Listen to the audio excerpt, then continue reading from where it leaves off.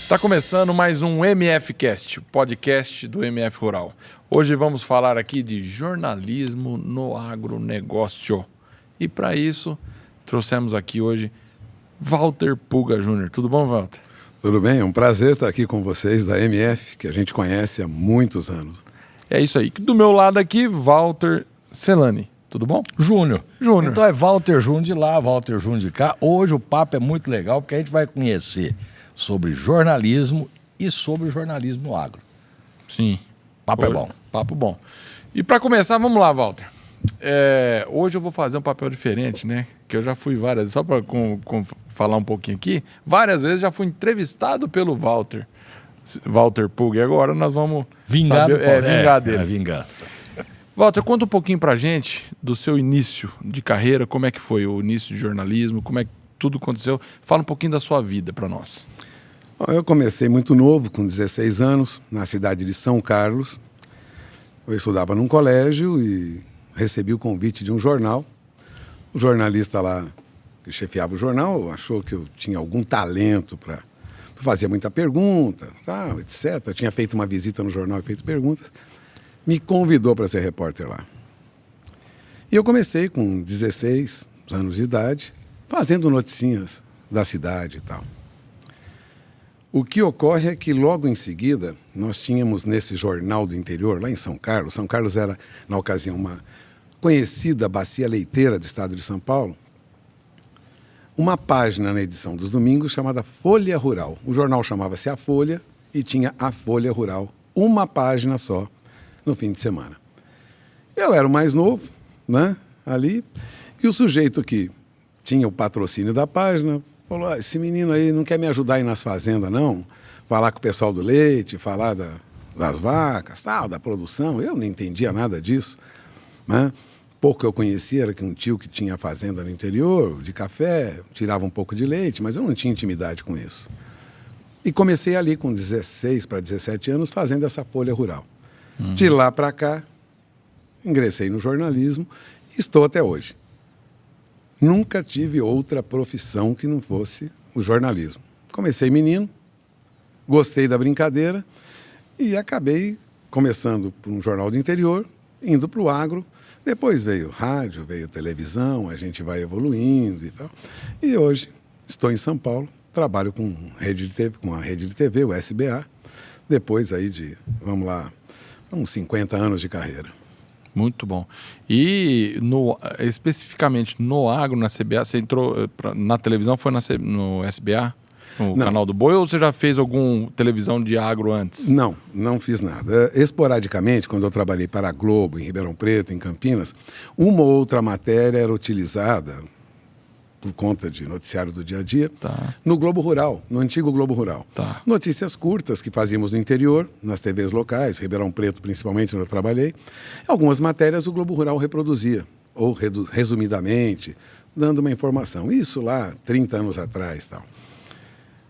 A minha entrada definitiva no agro, fora uma ou outra matéria que ocorreu ao longo da minha carreira, ela se deve a um convite de João Batista Olive, do Notícias Agrícolas, que tinha um projeto de transmitir, na época, pelo Canal do Boi, notícias ao vivo da Bolsa Brasileira de Mercadorias e Futuros.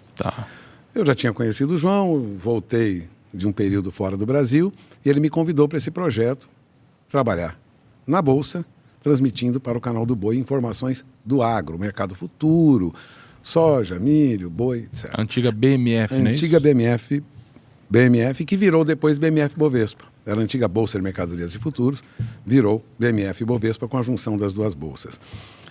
Aí sim, eu entrei definitivamente no agronegócio e estou trabalhando com agro há 19 anos. É o período que eu tenho voltado para o agro. Posso fazer uma perguntinha? Ele contou, foi muito fácil, rápido, né? Rápido, não né? teve dificuldade nenhuma. Exato. Coisa. Como é, Puga, você é de uma época que eu também fui, eu trabalhei em rádio e tal, que a gente, para ser jornalista, não precisava ser formado em jornalismo. Você precisava ter uma queda boa para isso, né? Porque são 3 tipos de coisa que eu sempre falo que a pessoa tem que ter o dom. principalmente, que é jogar futebol, ser vendedor e ser jornalista. Se você não tiver o dom, não adianta que você não vai para frente. E você começou lá aos 16 anos. Mas você chegou numa época que você teve que se formar em jornalismo. Como é que foi essa passagem do Walter Pulga, que já era jornalista, para poder estudar jornalismo? Bom, essa história demorou muitos anos, né? Eu comecei com 16 anos, mas só fui para a faculdade com 27 anos de idade, né? Não tinha condições de estudar numa universidade, tinha que trabalhar para sobreviver, essa é a verdade. E ia tocando lá o colégio, o ginásio, naquela época, e fazendo jornalismo no interior. Fomos evoluindo, mudamos de cidade, fui trabalhar em Piracicaba, e aí tem todo um trabalho de registro que era difícil, porque eu não tinha diploma e já havia exigência de que o jornalista fosse formado em nível superior. Mas eu fui enganando, fui trabalhando numa certa ilegalidade, vamos dizer assim, né? Porque o meu trabalho era aceito pelos jornais do interior. Foi assim em São Carlos, foi assim em Piracicaba e foi assim em Campinas.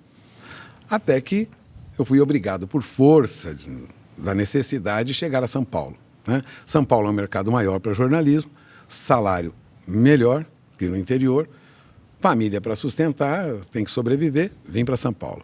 Em São Paulo não tive escapatória, né? Tive que ir atrás do diploma, porque senão eu não conseguiria ficar aqui.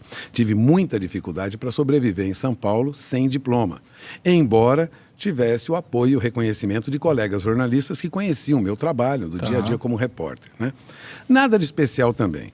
Para bem da verdade, não sou nenhum profissional diferenciado, que merecesse tanta atenção. Mas me esforcei para conseguir avançar na profissão e vim para cá. E tive apoio de algumas pessoas, né, antes de entrar na faculdade. Mas foi um período difícil, porque eu tinha que esconder que eu não era formado em jornalismo. Até que chegou um momento que não dava para esconder mais. Então, tive algumas dificuldades. Mas eu tive muito apoio aqui, eu gostaria de relembrar essa história. Aliás, eu já comentei isso com alguns de vocês. Quando eu cheguei em São Paulo, eu não tinha diploma, tinha alguma experiência com jornalismo, já de 9, 10 anos. Tinha trabalhado, inclusive, para o jornal O Estado de São Paulo, tinha trabalhado para o Correio Popular lá de Campinas, tinha trabalhado até para a Rede Globo em Campinas, onde eu tive um registro de locutor-apresentador para disfarçar o trabalho de jornalismo, ou seja, eu estava, de certo modo, ilegal perante a lei na ocasião, mas já vinha com uma certa experiência. E eu não tinha nada a apresentar em São Paulo, porque meu currículo era um currículo, né, lá do interior, né? Eu vim com uma notícia na mão para vender. Muita gente conhece essa história, é uma história verdadeira. Eu vim com uma notícia na mão que eu achei interessante e ofereci para o editor de economia de uma revista chamada Visão, né, do grupo do Henri Maxud, que era dono do Maxud Plaza e que era também o controlador da Hidroservice. E ele comprou essa revista do Fará, que foi assessor aí no passado da ditadura, dos governos militares. Essa revista tinha editorias diferenciadas, né, economia, comportamento, sei lá, política e tal. E era uma revista que concorria na época com Veja, né? Não tínhamos ainda Isto É, estava começando. E esse editor de economia, eu me apresentei, eu disse, olha, eu tenho essa notícia. Ele perguntou se eu era assessor das pessoas que estavam sendo citadas na matéria. Eu disse, não, essa é uma notícia que eu acho interessante, interessa para as pessoas. E eu sou um jornalista desempregado precisando de dinheiro. E esse editor comprou essa minha notícia. E dali passou a me contratar. Durante mais de um ano, esse editor comprou reportagens que eu fazia para poder dar algum sustento aqui. E eu me preparei para entrar na faculdade. Quando eu estava me preparando para entrar na faculdade, eu consegui um emprego no SBT, no Sistema Brasileiro de Televisão, né, do Silvio Santos, e fui lá criando jornalismo. Ainda era no começo TV Estúdio, né, TVS, e ainda estavam criando o Sistema Brasileiro de Televisão. E eu fui para lá, e aí eu comecei minha carreira aqui, também com dificuldade. Por quê? Porque o Sindicato dos Jornalistas acabou recebendo denúncia de que eu não tinha diploma e de que eu estava no ar na redação de uma recém-criada rede de TV no país. Fui demitido por conta disso, perdi o emprego, mas consegui, de um modo ou de outro, continuar trabalhando para entrar na faculdade, terminar o curso e aí sim obter o registro definitivo. Quando eu consegui o registro definitivo de jornalista, eu estava com 32 anos aproximadamente, eu já trabalhava há 15 anos como jornalista e vivia de jornalismo. E trazia, né, minha sobrevivência às custas do jornalismo. Então foi um trabalho difícil, né? Foi um trabalho difícil conseguir ser jornalista, mas é uma profissão que sempre me entusiasmou, não me arrependo absolutamente de ter escolhido essa profissão. Acho que jornalismo não deixa ninguém, né, tão bem abastado, vamos dizer assim. Difícil encontrar um jornalista abastado, né, porque jornalista que trabalha, vive da notícia mesmo, consegue sobreviver, né? Nós sobrevivemos, mas tenho muita história para contar. Então, acho que meus netos vão ouvir muita história, porque história é o que não falta para a gente contar. Aliás, todo jornalista tem história para contar, né, Walter? Ô, Puga, mas tem um negócio aí que eu acho muito curioso. Porque a vida normal é você ir para a faculdade e depois ir para o seu mercado de emprego daquilo que você se formou. Você fez o trabalho ao contrário. Como é que é? Porque uma coisa é você sair da faculdade verde, barriga verde, enfrentar o mercado e pá, sem conhecer. Você já conhecia o mercado e foi fazer faculdade. Como é que é essa experiência, esse contrário da história aí? Olha, vamos ser bem sinceros aqui. A faculdade foi muito fácil no que diz respeito às matérias práticas, né?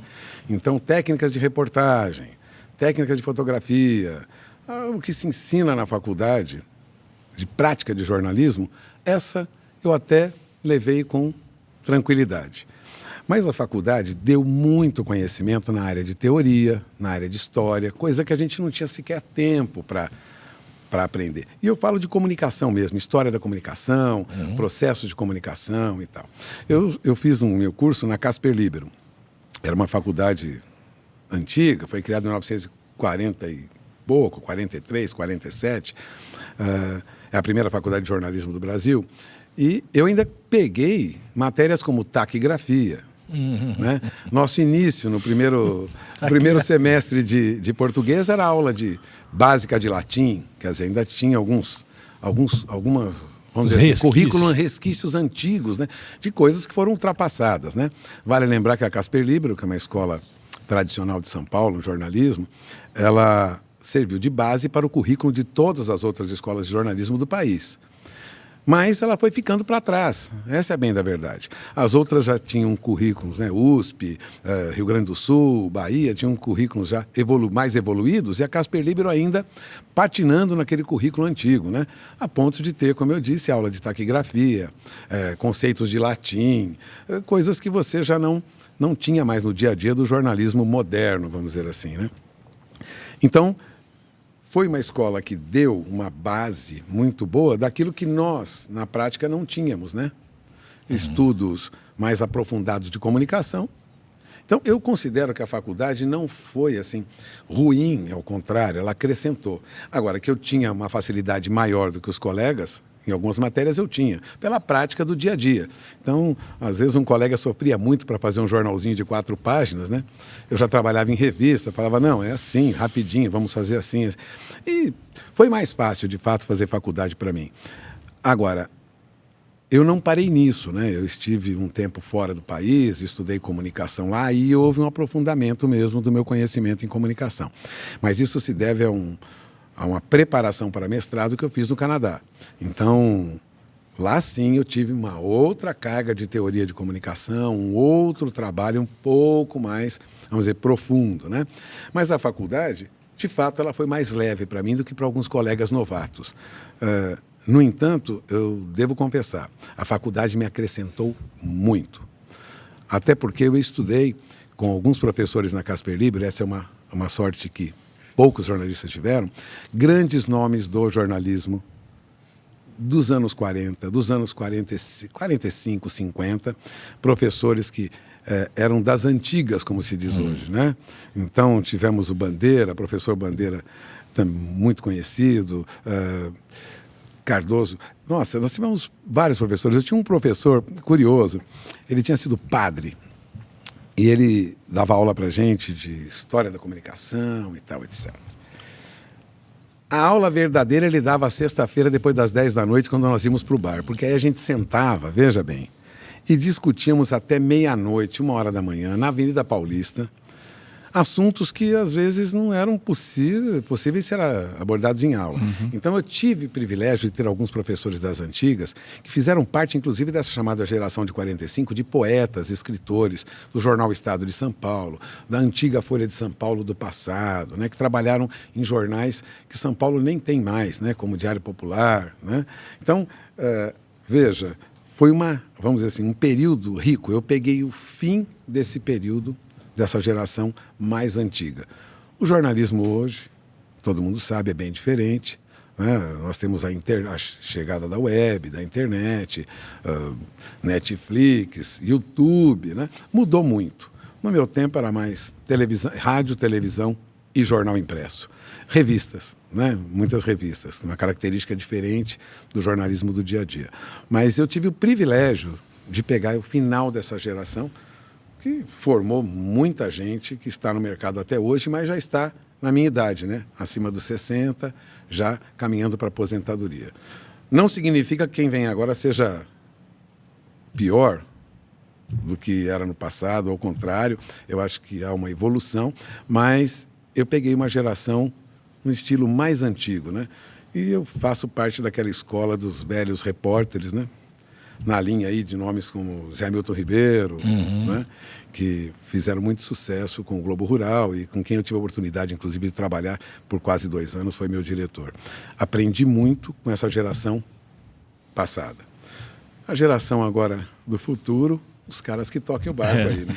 Agora, você sente hoje no jornalismo, o jornalismo mais antigo, que é o que você está falando aí, ele tinha mais, vamos dizer assim, ele procurava saber mais informações, coletar bastante informações, sem ser tão superficiais, para poder embasar alguma matéria. Porque hoje a gente vê muito jornalista pegando coisas superficiais, sem se aprofundar no assunto, emitindo opinião e fazendo matéria, né?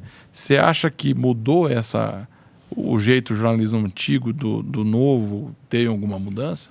Mudou muito. Mudou muito, primeiro, pela chegada da internet, facilidade de acesso à informação.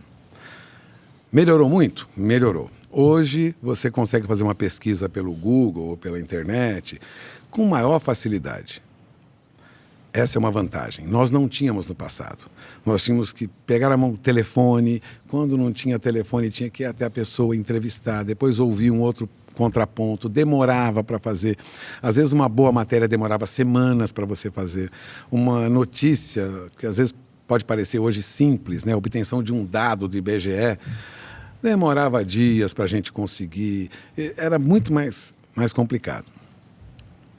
Vieram, então, as novas tecnologias e ajudaram muito. Mas ocorreu, ao mesmo tempo, um problema grave com a vinda da web.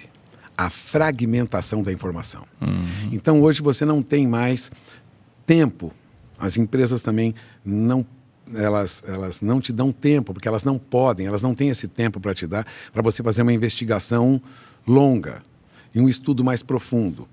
Então, entra num mecanismo de informação fragmentada e muito rápida. Imediatista, né? Imediatista demais. Isso prejudica o trabalho mais profundo do jornalismo. De mais a mais, a utilização constante do sistema de web, noticiário de televisão muito curto e notícias curtas na web, tiram aquela perspectiva do leitor ter paciência, costume para ler um livro, para ler 2 páginas de jornal. Uma entrevista longa que fazíamos antigamente em jornal impresso, de 2 páginas, com um político, ou com um ministro, ou com um técnico, um cientista. Não tem mais paciência, é muito rápido. E isso traz prejuízos, né? Porque informação fragmentada, às vezes, ela prejudica a linha de raciocínio. Eu não quero dizer que isso aconteça com todo mundo. Nós temos pessoas que se dedicam a um trabalho mais sério no jornalismo, de investigar mesmo, cruzar informações. Mas isso também, vale lembrar, é muito mais caro. E as empresas nem sempre têm condição de remunerar um profissional para passar um mês pesquisando um assunto e escrever, Isso é fato. sabe? E também os usuários do sistema, né, da web, não vão ler textos muito longos. Então é complicado, houve uma fragmentação. Isso prejudicou muito, é fato, é o que eu sinto no dia a dia.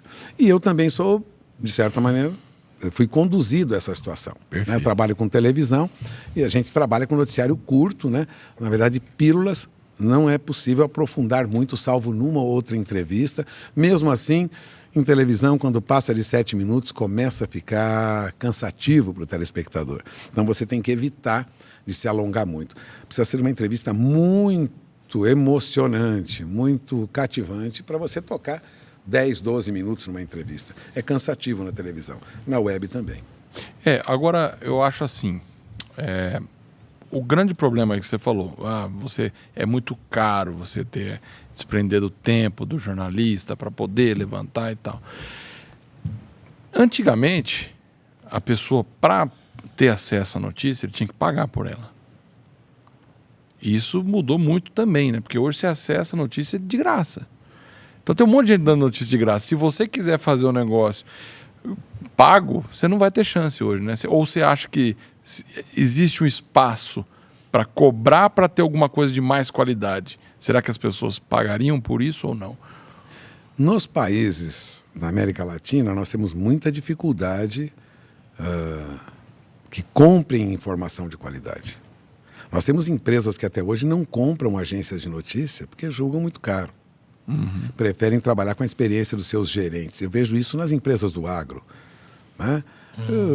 O meu gerente é bom, ele se vira, ele vai lá, ele fez faculdade, sabe? Mas informação é muito caro, né? Você contratar uma agência como a Bloomberg, por exemplo, que tem informações sobre economia, fala de soja, fala de petróleo, fala de ouro, fala de investimentos, custa muito caro, né? Muito caro. Custa muito caro. Muitos dólares por mês, né? Assinaturas que têm que ser feitas por um ano. E as empresas não contratam. É caro, mas se você utilizar corretamente, é muito bom. Porque a informação é a base, hoje, até do funcionamento das empresas, né? Sim. Se nós não temos informação, a decisão fica muito mais difícil, no mundo mais dinâmico, né? A informação é muito importante, sempre foi importante, mas agora é muito mais, por conta da velocidade com que as negociações ocorrem hoje. O que eu vejo é que existe um pequeno público que ainda paga para ter uma informação de qualidade, né? Mas temos que pensar também que nós estamos num país onde essa cultura de comprar informação, ela não existe. Ela é muito incipiente até hoje. Assinatura de jornais, assinatura de sites de internet especializados, isso é muito pequeno no Brasil. Eu não tenho dados estatísticos sobre isso, mas eu asseguro que a contratação de assinatura de sites ou de jornais ou de revistas, sejam eletrônicas ou impressas, de qualidade, ela é muito pequena no Brasil. Quando sobrevivem. Muitos tentaram produtos de qualidade e não sobreviveram. Isso é fato, né? E isso independe do jornalista. Porque se não há viabilidade econômica, o projeto não anda. E informação é um produto importante, fundamental para as pessoas, para as empresas, para as instituições, para o governo, mas, de fato, não é barato. Não é caríssima, como muitos alegam, mas no Brasil, particularmente, ela é mais cara porque a escala é pequena. Então, você não tem venda de milhões de assinaturas. E isso, na escala, você poderia ganhar, né? Queda de custo. Vendendo barato. Né? Vendendo um pouco mais, baixar o custo. Mas isso não acontece no Brasil. Então é difícil. O produtor rural, inclusive, é importante que se diga, ele tem muito pouco acesso à informação de boa qualidade, porque ele não compra. Exato. Ele não compra dados estatísticos, ele não compra consultoria, ele não compra jornalismo, né? Ele prefere obter o que é possível gratuitamente, confiando aí nos seus gestores que vão fazer o melhor. E muitas vezes acabam tendo dificuldade. Né? Isso aí não pode ser uma oportunidade também para empresas do agro, multinacionais que sejam, para patrocinem programas que tenham credibilidade, que deem notícia de qualidade, porque fazer o produtor pagar vai ser difícil. O consumidor, no geral, ele vai ser difícil de pagar por essa informação. Falando de agronegócio.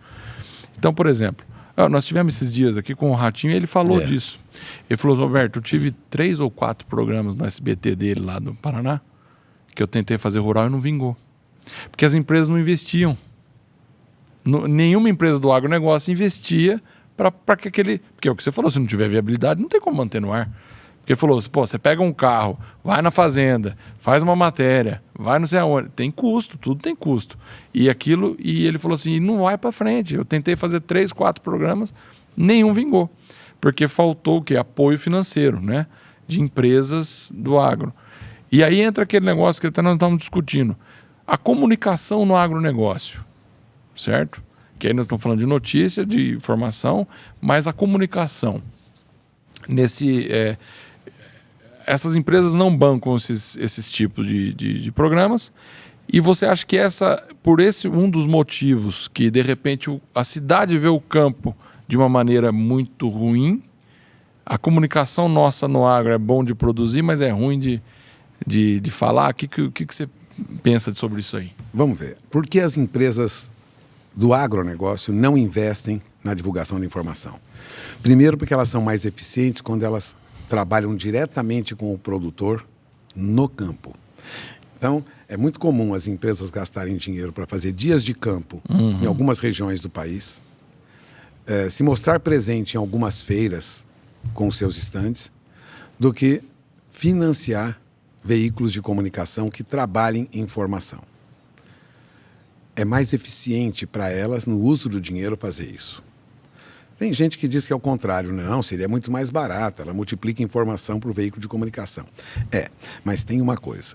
O jornalismo independente pode nem sempre agradar e estar no interesse das empresas que atuam no agro. Aí sim, agora matou. Então, veja bem, um jornalismo que vai falar para o produtor o que o produtor precisa saber de novidades tecnológicas, científicas, informações econômicas, podem não interessar nem as empresas que fornecem insumos ou que prestam serviços, bancos, por exemplo, né? Também podem não ter interesse nisso, porque o jornalismo independente a serviço do produtor pode, lógico, ir contra o interesse das empresas que patrocinam esse próprio jornalismo. Por isso que a única alternativa para o produtor de ter boa informação é ele comprar. Ele tem que comprar boa informação. Não é só de jornalista, não. Ele tem que comprar boa informação de consultor que trabalha para ele. Consultor de gestão, consultor financeiro, consultor de insumos, né? Porque as empresas têm seus interesses. E veja bem, isso não significa dizer que as empresas são maldosas, ou são interesseiras em enganar alguém ou o produtor, no caso do agro. As empresas têm que defender seus interesses. Elas têm propostas de produtos. Então, se há um trabalho de comunicação que altera aquele mercado, os dirigentes dessas empresas têm sócios, têm acionistas, precisam prestar conta. Ele precisa defender o seu mercado. Então, patrocinar jornalismo independente que pode ser contra esse mercado é complicado. Então, temos que, vamos dizer assim, responsabilizar quem é que deveria comprar a informação. É aquele que tem interesse nela. Que é o produtor. Que é o produtor. Então, no caso do produtor rural, onde eu atuo há quase 20 anos, e é por isso que eu estou aqui, né, acompanhando a evolução de empresas como a de vocês. Quantas vezes nós vimos notícias que poderiam, né, ter mais espaço na mídia e não tem, porque compromete a própria empresa que é da mídia. Ninguém dá um tiro no próprio pé. Então é preciso que o produtor tenha consciência de que se ele quer uma informação sem distorção, isenta, ele tem que comprar essa informação. E lógico, como poucos compram, ela fica cara. Aí o médio ou pequeno produtor diz, mas eu não posso assinar isso, eu não posso ter uma consultoria na minha fazenda. Lógico, Só os grandes, os mais, vamos dizer assim, preparados, conseguem ter remuneração suficiente para pagar por essa informação.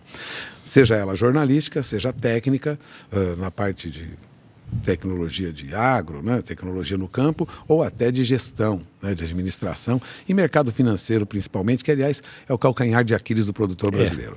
Ele não trabalha bem com o mercado financeiro, ele não entende isso.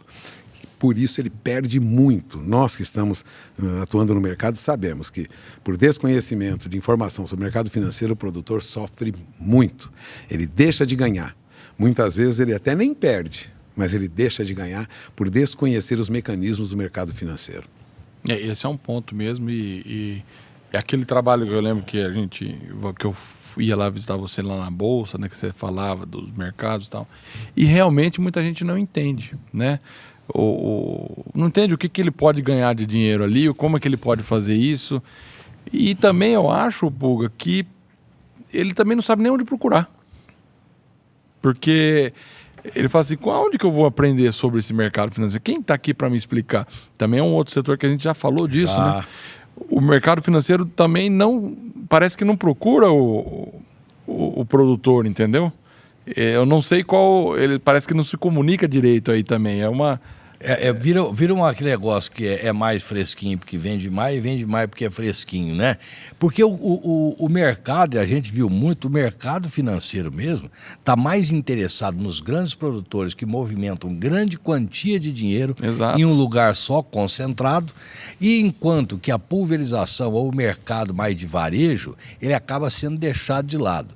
Muitas vezes ele fica na informalidade, ele fica com falta de informação, justamente porque ele sequer tem acesso a um dinheiro para ele poder melhorar e ter condição de pagar essa informação, né?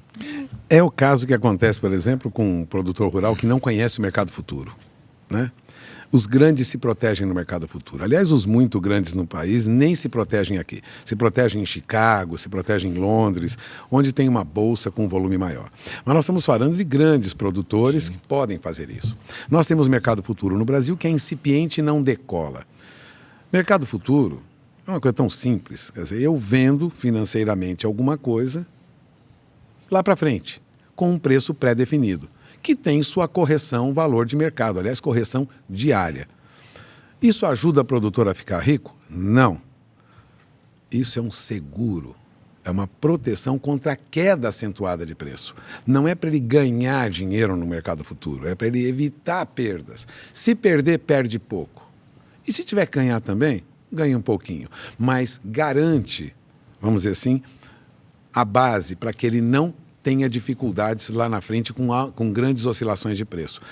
É difícil fazer com que o produtor entre nisso? Não, é muito simples, mas exige dele um compromisso de informação correta, apresentação de garantias, acompanhamento constante, administração, alguém olhando para isso. Ele não precisa ser escravo, mas ele podia fazer isso. No Brasil, nós não conseguimos fazer o mercado futuro decolar. A quantidade de contratos de milho, de soja e de boi, de café na nossa bolsa sempre foi muito pequeno. E qual é a desculpa? A liquidez está em Chicago, a liquidez está em Nova York, a liquidez está na Bolsa de Londres. E, de fato, está. Mas por desinformação do nosso produtor, sim. Mas porque também ele não se preparou para isso. E ele tem uma dificuldade, mas isso não é só aqui. Isso é também em outros países como a Argentina, no México. Não há grandes bolsas nos países latino-americanos.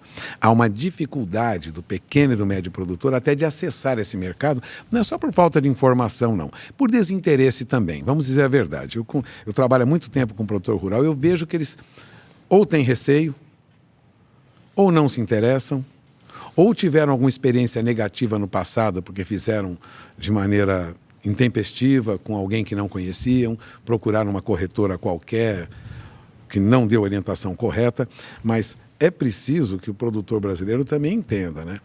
Que a profissionalização no campo, ela não entra só na questão da genética, no caso do gado, na genética das plantações, na compra de tecnologia, de semente, no método de plantio, mas ela também exige um avanço na gestão. no aprendizado da administração mesmo. Ô Puga, deixa eu te falar uma observação aqui. Não é também um fato, a gente vê muita coisa. O Brasil é um país, acho que ele é mais imediatista que os outros. Ele não tem paciência de esperar, ver uma coisa lá fora, copia e quer que dá certo no outro dia. Não espera se criar uma cultura, né? E cobra do produtor adulto, eu quero dizer adulto na idade mesmo, cobra desse produtor adulto que ele tenha um amadurecimento para aplicar em mercado de capital, por exemplo.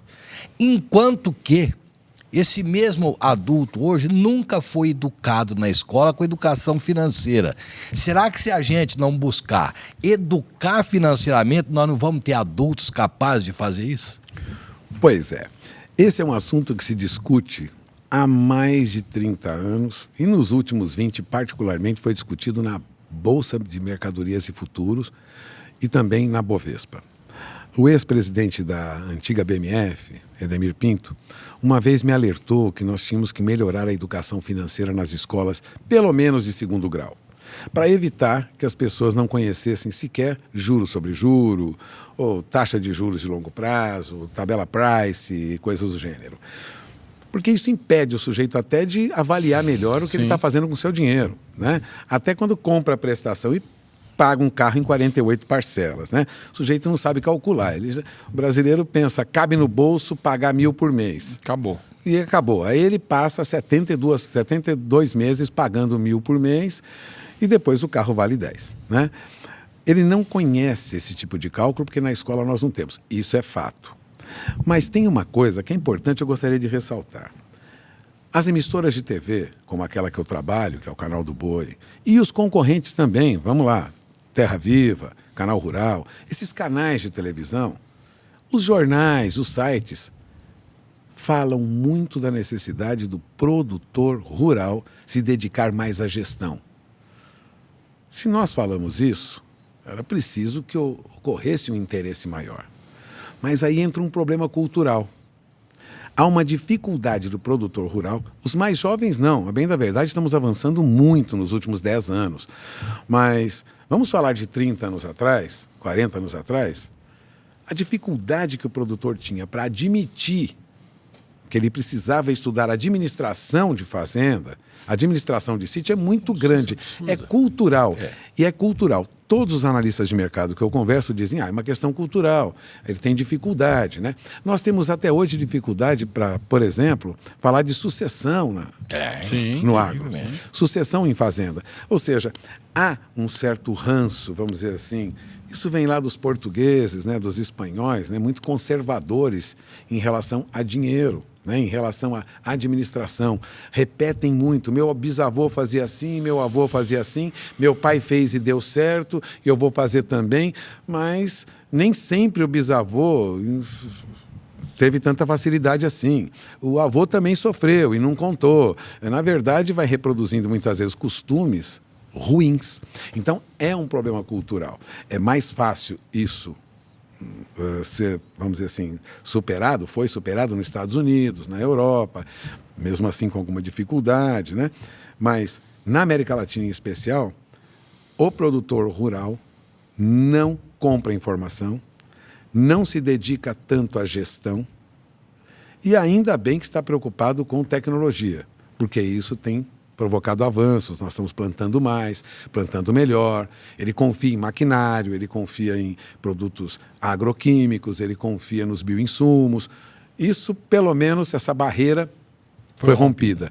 Mas quando falamos de gestão, quando falamos de brinco em orelha de boi, quando nós falamos em computador controlando curral, computador controlando plantio e utilização de insumos, nas contas, administração, fica bem mais difícil falar com o produtor. Eu sinto isso nos últimos 18 anos. Está melhorando?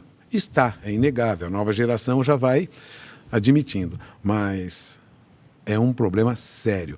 E isso prejudica muito o agronegócio brasileiro. Em que aspecto? Não na produtividade, na produção, mas na rentabilidade do agro. É a rentabilidade que é afetada. O produtor aumentou sua produção, melhorou, avançou, E não sobrou mas mais proporcionalmente não sobrou tanto quanto ele alavancou para fazer aquilo. Ele cresceu, ele olha para os números e vai, cresci. Minha terra vale mais, eu estou produzindo mais, eu recebia, sei lá, 100 mil, hoje eu recebo 250 mil, mas proporcionalmente, quanto sobra? Então vamos lá, quando ele plantava 100 mil, ele lucrava 20. Hoje ele está com 250 mil e lucra 30. Então não foi proporcional. Não, proporcional. Ele cresceu, mas não enfiou no bolso exatamente aquela rentabilidade que provocou a alavancagem dele lá. Então é muito dinheiro para produzir, aumenta o lucro, mas não aumenta proporcionalmente. É esse diferencial que eu sinto ao longo dos anos que está ocorrendo com o produtor, salvo num período ou outro onde há uma oportunidade melhor, ele diz, poxa, melhorou a renda, tal, a rentabilidade, vamos dizer assim. Mas, caso contrário, ele produz mais, alavanca mais e depois não vê em lucro a mesma proporção. Cai a proporção. Na verdade é essa. Outro defeito é que ele conta com a valorização da terra até hoje. Olha, eu não estou ganhando muito, tal, mas meu terreno que valia 10 mil reais o alqueire, hoje está 20. Poxa, você ganhou dinheiro, hein? Poxa, valorizou a terra. Só que hoje, os cálculos atuais mostram que o valor da terra ainda é importante, pesa muito, mas não é o que traz rentabilidade mesmo. A terra hoje a terra hoje não é como antigamente, você comprava por 10, vendia por 100, 5 anos depois. Essa valorização tão grande não está ocorrendo mais. Então, veja bem, a terra não é um componente de lucro, não traz lucro para você a terra enquanto terreno, valor, mas o que está em cima dela e o que você gera com ela. Sem dúvida. É esse que é o problema. Isso mudou. Se no passado nossos avós, nossos bisavós ganhavam dinheiro comprando terra simplesmente, plantando alguma coisinha e já ganhava só com a terra parada, se a terra tivesse parada ganhava dinheiro, isso não é assim hoje. Hoje a terra vale também, e boa parte, pelo que nela se produz. É isso que eu tenho percebido. Então, quando vocês falam de informação, jornalismo, voltando ao que a gente estava falando, o produtor é responsável sim. E muitos jornalistas têm receio de comentar que a responsabilidade é do produtor. É mais fácil acusar o governo que não ensinou, as empresas que têm interesse, sempre jogar os culpa no bancos outro, né? que os bancos são os responsáveis, as empresas que fazem isso com a gente e tal. Agora a pergunta é: vamos num congresso. Eu cubro o congresso, vocês sabem disso, sou jornalista. Eu chego lá, nós temos milhões de fazendeiros no país. Quantos põem gasolina e óleo na sua caminhonete para ir num congresso? Quase nada. Muito poucos. Esse é um problema. Esse é um problema. Se o produtor não entender isso, e essa é uma mensagem que eu gostaria de passar para frente sempre, né? Se o produtor não entender que ele tem que pegar mesmo a informação à unha, pegar o touro à unha, ele já pega lá. Ele luta. Isso é inegável, não estamos aqui para criticar o homem do campo, até porque seria injusto. Já tem muita crítica ao homem do campo injusta, né? Eu falo isso porque minha família tem área de terra, eu trabalho na área, embora não tenha nascido nesse meio, fui criado próximo desse meio e nos últimos anos acompanhei, mas, veja bem, a informação ele tem que ter na mão, e isso ele não faz. E essa é uma responsabilidade dele, não é dos bancos, não é do governo, não é das empresas de insumos. E vou te falar, é o mais fácil, né? Pra ele conseguir. Pois é. Pois é, É um o mais pouquinho de fácil pra ele. esforço, É o mais um fácil. pouquinho de esforço, um pouquinho de dinheiro, aumenta a quantidade de informação disponível, o preço cai, tudo que é escala cai, né? E muitos Melhora produtores a vão rentabilidade. e melhora a economia, melhora a rentabilidade e tal. É lógico que não é do dia para a noite. Ele não começa a procurar informação hoje e o mês seguinte ele está dobrando a renda. Não é isso. Mas é um processo, né? Então, quando a gente fala de sucessão familiar, né, a dificuldade que ele tem de preparar os filhos para a propriedade já é uma amostra de que ele também não quer passar informação, às vezes não tem informação, há um dissociamento da família. Então, uma série de problemas do nosso produtor rural, desculpem, é do produtor rural. Então, agora, você quer ver uma coisa, Roberto? Nós temos lá 2.800.000 cadastrados, fizemos uma pesquisa recentemente de mercado financeiro com os nossos clientes, com o nosso público. E o curioso, salvo algum engano, né, Renato? Deu mais de 30% que se investe dinheiro, investe na poupança. Né? Então, olha como é que é. Ele é um público conservador e investe naquilo que não dá dinheiro. É poupança. 0,5%, não dá 0,5% ao mês. Então, está muito abaixo da taxa Selic. Então, você vê que ele é conservador, ele tem medo de arriscar. A poupança é ruim, mas é segura. Eu posso sacar a hora que eu quiser. O resto do mercado eu não conheço, eu prefiro deixar quieto. Exatamente isso. Eu lembro que eu sempre tive bom contato com o Cláudio Godoy, que é o presidente, dirigente da empresa que eu trabalho, que é o Sistema Brasileiro do Agronegócio, dono do Canal do Boi. Várias vezes ele chegou para mim e falou: "Ô, Puga, você está lá na Bolsa, vamos mostrar para o produtor que ele tem que colocar os ovos em várias cestas. Não pode colocar todos os ovos numa cesta só. O produtor ganha dinheiro, vai lá, compra mais um pouco de terra. O produtor ganha dinheiro, vai lá, planta um pouco mais. E aí, quando dá algum problema de mercado, ele fica com a terra, com dificuldade para tocar o barco para frente, porque ele investiu no mesmo negócio. Se dá uma oscilação no mercado, como é normal no agro, ele acaba tomando porque ele tinha 1.000 alqueires, passou para 2.000 alqueires, vamos falar de hectares hoje em dia, que é mais moderno, né? 1.000 hectares, 10.000 hectares, 20.000, está crescendo. Mas ele colocou os ovos todos numa mesma cesta. É preciso que ele variasse. Bom, então o Cláudio Godoy me cobrando como dono da empresa, né? Você é jornalista, está lá na Bolsa, por que você não fala de outras opções e tal? Na verdade, há uma dificuldade para o produtor distribuir esse dinheiro naquilo que pode ter algum risco maior. Não sei se é um pouco de cansaço do risco que ele sofre no campo, claro, né? Dependendo do sol. Acho que é cansaço quem de mais tanto arrisca risco. nesse mundo Quem mais é ele, arrisca né? é o produtor, né? Ele vive assim, praga para lá, tempo ruim para cá, seca e tal. Acho que ele tem um pouco de medo, né? A gente fica brincando, faz piadinha, fala assim, acho que ele sofre tanto no campo que tem medo de arriscar na cidade, né? No mercado financeiro. Mas o fato é o seguinte, é que não é aconselhável mesmo você não distribuir seus recursos por vários setores da economia. E com isso fazer um equilíbrio nas suas contas e tal. Como é básico quando você vai trabalhar com venda de produto agrícola. Você faz uma média. Você nunca vai conseguir vender no preço mais alto daquele momento. Sim. Você vai pegar uma média, né? Está subindo, você vende um pouco. Está subindo, vende mais um pouco. Uma hora vai cair, não tem problema. Mas na média você conseguiu uma base. É difícil até explicar. Eu trabalho com uma família, minha família é de cafeicultor. E eu conheço bem cafeicultor tradicional de Minas. Ele senta em cima da saca do café e fica esperando o melhor preço. A gente fala, olha, pode bater 600, mas é arriscado, tal. Não. Aí bateu 600, ele senta e quer vender a 600. Aí vai a 800, ele não vende a 800. Aí vai a... Quando começa a cair, entra em pânico, né? Que aí vem ladeira abaixo, volta para R$500 o saco. Aí o sujeito fica doido, né? Porque gastou dinheiro, segurou, perdeu esse período todo que o café ficou parado, né? Então a gente diz assim, o cara senta na saca do café e fica esperando o melhor preço. E o melhor preço nunca vem, né? O correto é você ter uma boa administração, aí entra a gestão. Meu custo é tanto, eu preciso vender por no mínimo tanto para cobrir, para ter o lucro, remuneração. Se eu conseguir mais, tudo bem. Se eu conseguir um pouquinho menos, tudo bem.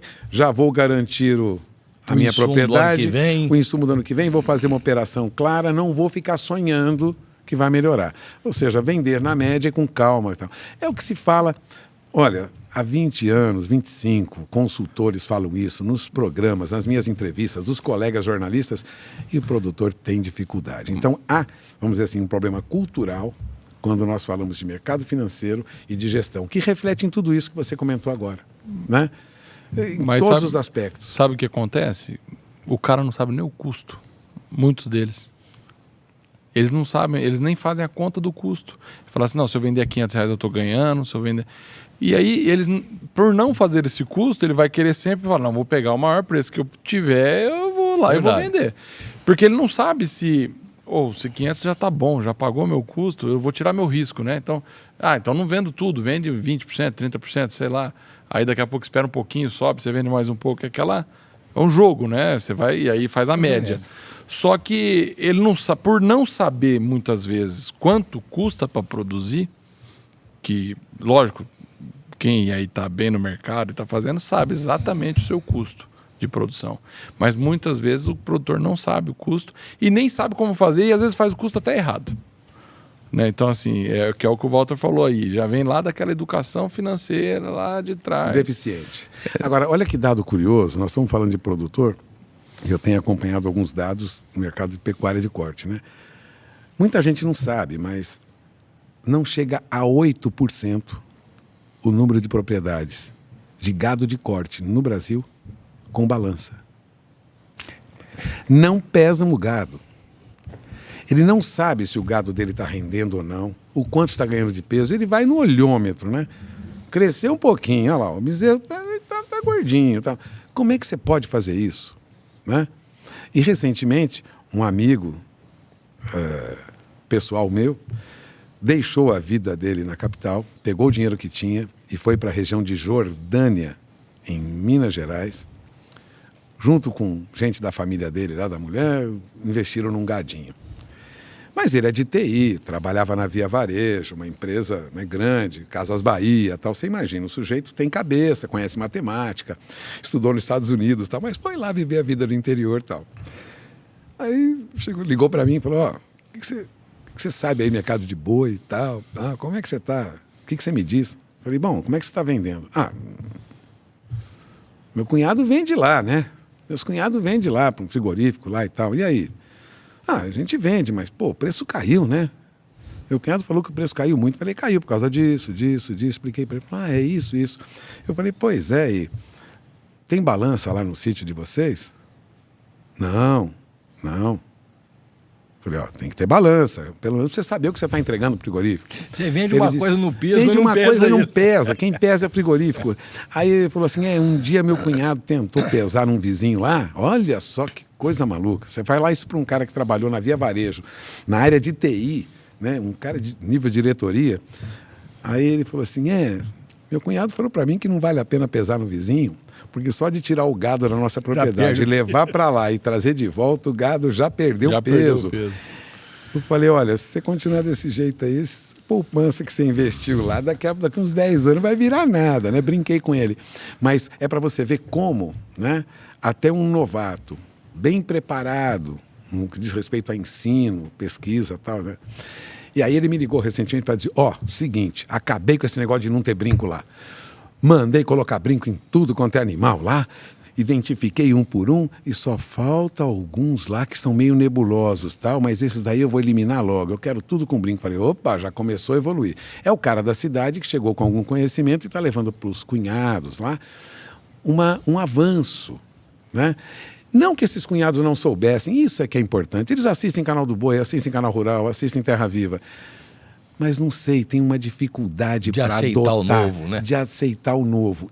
Esse é o grande problema. E se a gente puder romper com isso nos próximos anos, né, quebrar isso, a gente vai conseguir ver o agro brasileiro muito maior do que a gente vê hoje. Eu tenho certeza disso, né, como a certeza que eu tenho de que eu estou aqui agora. Ou seja, a informação vai transformar o agro brasileiro. Não é no primeiro do açúcar, no primeiro da exportação disso, no primeiro... Não. O maior do mundo. Nós temos um país que tem tudo para ser o maior produtor da agropecuária mundial. Não tem conversa, não tem quem produza mais do que a gente, se nós realmente administrarmos direito esse processo. Nós seremos, globalmente, número 1. Eu não tenho dúvida, não só pelo tamanho, mas pelas condições que o país tem, né, pelo povo que ele tem. Avançar um pouquinho, rompendo algumas barreiras, a gente vai longe. Não é só a balança que 7%, né? Se você for olhar inseminação artificial, não chega a 15%. Pouquíssimo. Estados Unidos, eu acho que inseminação artificial é 70 e tantos %. Olha a diferença. Não, a Asbia divulgou esse dado recentemente, não chega a 20%. Na melhor das hipóteses, assim, considerando que os cálculos estão errados aqui, ali, não chega a 20. E você falou, nós vamos ser o maior, não só pelo tamanho, né, nosso, até porque, Puga, a gente tem o tamanho e o clima, né? Porque nós fazemos hoje, na mesma área, 3 safras. Estados Unidos, outros lugares, uma vez só, depois é neve e acabou. Ele só tem aquela hora para aproveitar, é uma safrinha só, uma safra, e nós podemos, no mesmo lugar, fazer 3, né? Então é impressionante o potencial do Brasil, né? Para dominar o mundo mesmo. O problema ainda é o produtor. É duro falar isso. Porque como jornalista e convivendo com o produtor, muitas vezes critica o governo, vou repetir, critica o sindicato, critica não sei quem, critica a federação, critica o político, critica o ministro. Mas o produtor muitas vezes deixa de olhar para ele. E poucos são os colegas que têm coragem de falar isso para o produtor. Olha, administra melhor o seu negócio, começa a se dedicar, pede para o seu filho ir lá estudar mais esse negócio, pede para a sua esposa participar, sabe? Enfia a mão na administração que sua vida vai melhorar. Né? É óbvio que tem isso também, mas tem também uma parte de política pública aí. Por exemplo, vamos dar um exemplo que está esse ano, que você deve ter noticiado, o leite. Teve muita importação de leite aqui, o produtor de leite balança. Agora, vamos falar a verdade, Roberto? Um produtor bem informado, quando ele vai falar com um deputado, ele fala com outra propriedade. Ele não vai lá falar, deputado, o Fica senhor não reclamando, pode né? defender a gente, que nós estamos aqui com dificuldade no campo, porque... Vai bem embasado com o número e tudo, vai né? com o número, chega lá e põe o deputado, o senador e o ministro na parede para você ver se a coisa não acontece. Agora, você chega lá pedindo favor... A conversa vira toma lá da cá. E aí ele critica esse toma lá da cá, que na verdade ele também alimenta. E ele não percebe que ele alimenta. Verdade. Então aí está entendeu? faltando representantes do produtor com Mas autoridade. até para isso, se esse produtor Né? busca informação, ele vai ter representante. Agora, enquanto ele não tem, ele é manipulado. Eu estava vendo hoje um vídeo no Instagram, não sei quem, um árabe antigo, barbudo, ele falando: o seu nariz é perto da sua boca. Se você não escovar os dentes, muita gente vai saber que você não escovou. Você vai ser o último a ver que... Você vai ver que os outros não escovaram pelo cheiro, mas o seu cheiro você não vai sentir. Por quê? Você prefere primeiro criticar os outros do que falar de você. Então, se você também não melhora, você não tem como cobrar os outros melhorar. É uma situação difícil, porque senão você fica só transferindo o problema. E aí a gente vê que não resolve, né? Porque, igual você falou, vai lá, reclama. Aí vira aquela coisa, puta, esses caras aqui de novo enchendo a paciência, reclamando. E não vem com a autoridade que você falou agora aqui, E o né? político se emperdiga porque ele está na minha mão. Então, veja só. O que nós devemos dizer para o produtor, e eu acho que a MF Rural é uma empresa que mostra disso, foi para o mercado, avançou e tal. Eu conheço o trabalho do seu pai, dos seus irmãos e o seu há muito tempo. É o trabalho de quem se dedicou e evoluiu.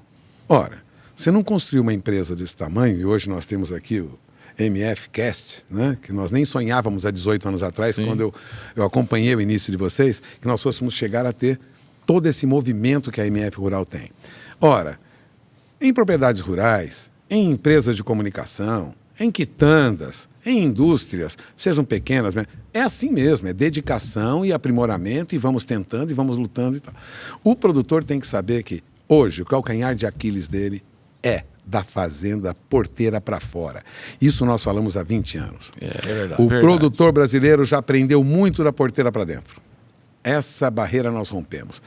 A agricultura tropical, a Embrapa ajudou, os fazendeiros começaram a comprar mais maquinário, assumiram o plantio direto, muitos fizeram além do que... Nós temos café de qualidade, temos tudo muito bonito.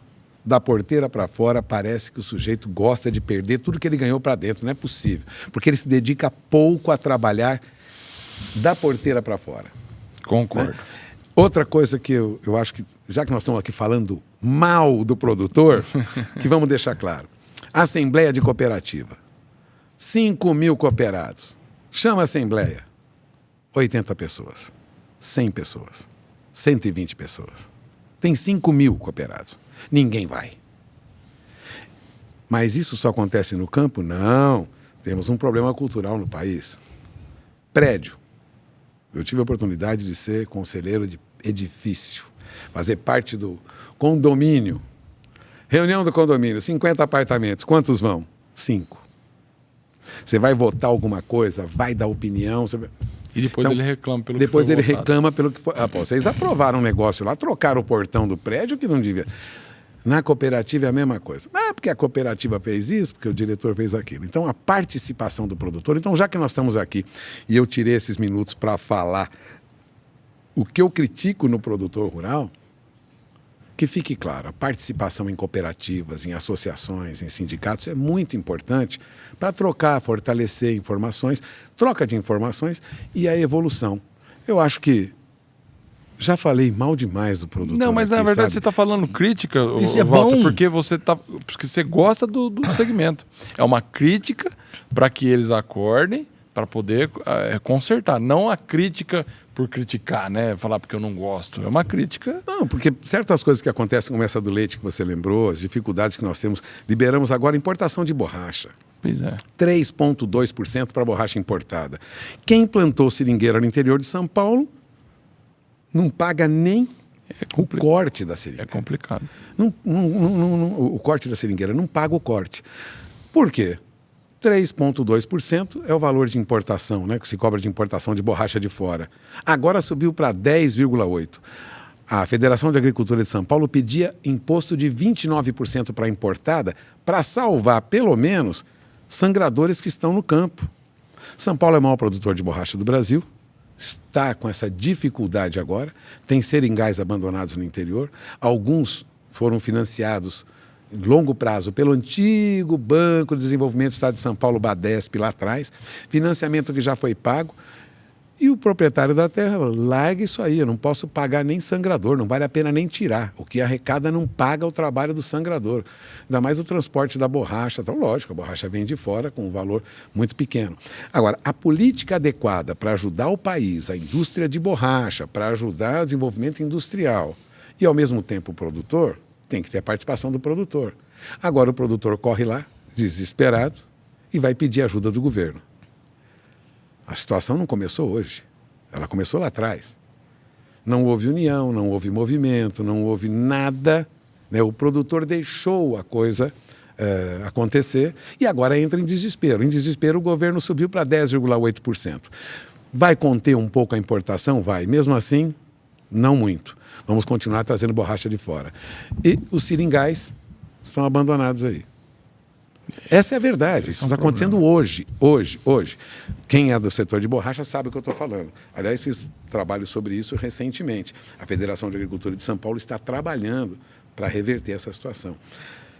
Resumindo, a responsabilidade foi do governo federal, foi do governador, foi do deputado, foi do senador, foi do produtor. Ele deveria estar atento ao que é dele. Para não deixar acontecer. Para não deixar acontecer. Esperando política pública. Esperando política pública e tal. A política pública foi feita lá atrás, quando incentivaram ele a plantar e deram financiamento com prazo de 5, 6, 7, 8 anos. Né? Seringal demora muito para produzir. Em suma, resumindo, quem é que não se mobilizou e agora está numa situação difícil? O próprio produtor rural. Então, qual é a função, hoje eu digo, né, a função do comunicador, do jornalista? Alertar o produtor. Né? Porque para criticar governo está muito fácil, né? Está muito mais fácil. Vamos falar a verdade, está muito fácil. Né? O governo tem uma série de problemas, né? Seja estadual, federal, uma série de problemas. Então é mais fácil criticar. Agora vamos começar a evitar que os governos tenham políticas ruins. Vamos começar a mobilizar o nosso povo para ir lá defender os seus interesses. Interessante essa visão aí, porque é uma coisa que a gente sempre fala e a gente cai no mesmo jogo, né? Vamos reclamar, vamos reclamar. E hoje aqui eu estou escutando, falando, caramba, quantas vezes eu falei. A gente é tapa na orelha, é bom para escutar. Muito bom, gostei do seu... Desentope o ouvido. Não, é uma visão de quem está vivendo no setor. Eu entrevisto produtores, eles conhecem o trabalho da gente, dos outros colegas jornalistas, inclusive de outras emissoras, nós trocamos ideia. E eu sinto, né, os colegas em geral têm mais ou menos as mesmas críticas ao produtor. E nós trabalhamos para o produtor. Sim. Né? Nós trabalhamos para o produtor. Né? Você leva informação para ele. Leva informação para ele. Quer dizer, quando eu falo que o preço está caindo, o preço está subindo, que está acontecendo uma demanda maior para o petróleo ou não, que isso vai influenciar no preço da soja, como eu falo diariamente lá. Um detalhe: todos os dias no noticiário do Canal do Boi do Meio-Dia, eu falo do preço do petróleo. E acho que muito produtor até hoje não entendeu por que eu falo do preço do petróleo todos os dias, né? Mas eu repito sempre a mesma coisa, parece coisinha da vovó, né? Mantra, né? O petróleo é considerada a rainha das commodities, né? Ela altera o preço da soja, preço do milho, ela puxa o preço do ouro, puxa o preço do cobre, também abaixa. E é uma coisa, sabe, mas o produtor, muitas vezes, ele nem sabe porque que a gasolina subiu. Petróleo. Eu não mexo com petróleo, mas na verdade está diretamente ligado à vida, inclusive daquele chacareiro pequeno que está lá no interior, numa pequena chacrinha, um sitiante, vamos dizer, pequeno, né? Que produz alface, produz lá couve, tomate e tal. O preço do petróleo no mercado mundial influencia na vida dele, sim, e muito. Então é preciso que ele tenha noção, ele não vai minuto a minuto ficar olhando o preço de petróleo, mas ter uma noção de quando subiu muito, quando e o que vai causar para ele daqui 1 ano, daqui 6 meses e tal. Ele não faz essa relação, porque ele não se interessa muito por administração, por gestão. Essa é a crítica. E não é só minha, não. Muitos jornalistas têm essa mesma crítica. Por isso que eu digo, é muito fácil criticar o que o governo deixa de fazer, o que algumas entidades que representam o produtor deixam de fazer, mas ninguém fala para ele diretamente, olha, você tem que cuidar do que é teu. Tem que ser protagonista. Você tem que entrar na briga e não é só pegar o touro à unha. Você tem que pegar informação à unha. Para você tomar decisão, na hora certa, a melhor maneira. E como é que você enxerga? Estamos aqui, nós já passamos de 1 hora já. Não, O papo tá bom, hein? Não deu para ver, não. Como que você enxerga, Pulga, o futuro disso? Como se você fosse olhar daqui 50 anos para frente, você falar assim, o que você enxerga? O que você vê? O que vai, na sua visão? Ou o que você gostaria que acontecesse? Olha, o meu desejo é que o país tivesse uma vida calma e tranquila. Mas eu admito, eu estou com mais de 65 anos já, que será muito difícil, né? Ser humano é difícil administrar os interesses, né? A política é complicada, né? Administrar o conflito de interesses, que essa é a arte da verdadeira política, é a arte de administrar conflito de interesses. Eu acho que nós temos principalmente que evoluir politicamente. Nós falamos de economia, de dinheiro no bolso, de educação, nós falamos de saúde, tudo correto. Falamos do agro, que alimenta o mundo, temos que apoiar a produção, alimentação, segurança alimentar, segurança energética. Mas eu acho que falta no país uma evolução política. O meu desejo é que tivéssemos essa evolução política. Não que fôssemos acabar com as divergências e com as diferenças ideológicas, mas que elas fossem conduzidas num nível mais elevado, né? Esse é o meu desejo. Agora, o que eu acho do país, eu digo sempre isso, nosso país é mais forte do que os políticos, os governantes e o próprio povo imagina. A nossa economia, nosso território, nosso clima é muito favorável, nossa saída para o mar é muito favorável à nossa evolução econômica. Então, eu acredito que daqui a 50 anos o país será melhor, muito melhor do que é hoje. Se vai evoluir com facilidade, não sei, mas que vai evoluir, vai. Nós já evoluímos. Nós estamos entre as 10 maiores economias do mundo. Nós temos um sistema de saúde que é o SUS, que é hoje referência mundial. As pessoas podem criticar o SUS, falar que o SUS falta isso, falta aquilo, mas não tem sistema similar no mundo como nós temos o SUS. É respeitadíssimo por quem é da área de saúde em todo o mundo. Tem problemas, mas é o melhor hoje. Isso é uma opinião quase que unânime em todo o mercado internacional. Nós temos uma agricultura a caminho, cada vez mais, de uma evolução.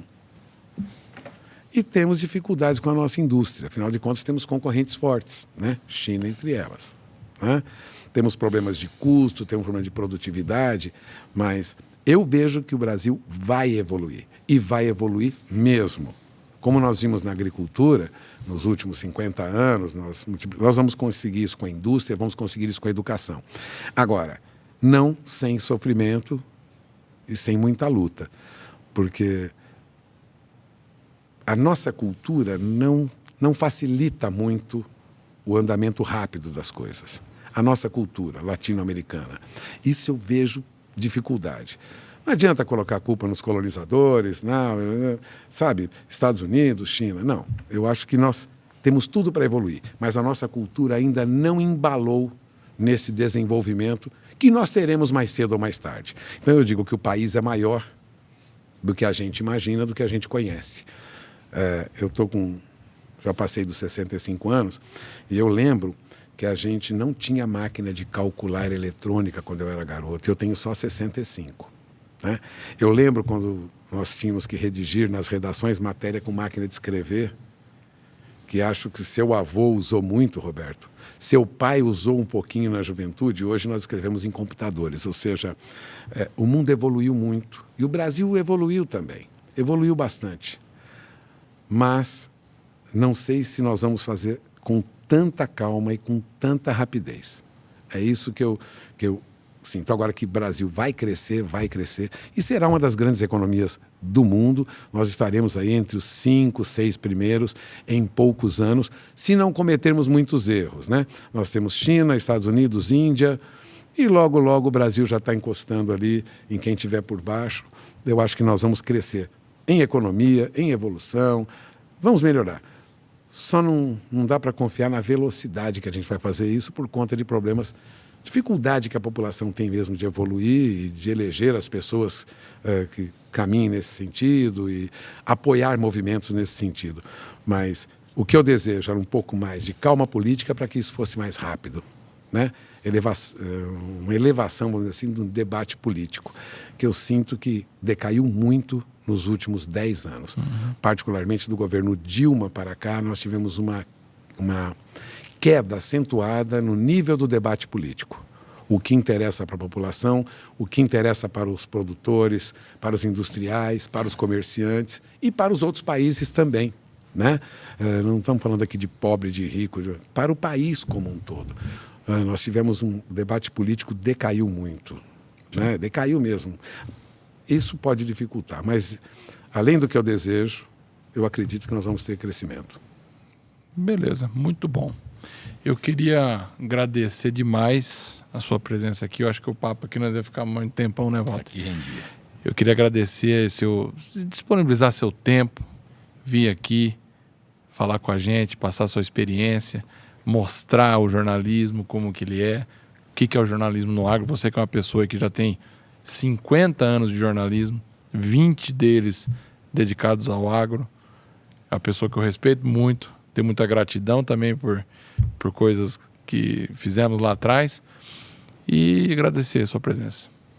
Não, eu que agradeço a oportunidade que você me dá de participar daquilo que eu vi nascer e que é um sucesso. Eu não estou aqui para jogar confete no seu pai, né, no seu Wilson, mas eu queria dizer que eu vi nascer essa empresa, né? E estive com vocês porque vi em vocês um trabalho digno, uma luta digna, um trabalho bom, né? E gostaria de ter explorado mais, né, a MF. E hoje vejo o crescimento que vocês tiveram nos últimos anos, particularmente aí nos últimos 5, 6 anos, foi uma disparada grande. E eu espero que vocês continuem, né? Eu não tenho tanta informação para passar para quem está te ouvindo, para quem está ouvindo essa gravação, como talvez vocês imaginassem. Eu não sou consultor de agronegócio, eu não tenho curso de agronomia, nem de veterinária. A gente tem vivência como cidadão, né, como jornalista no meio.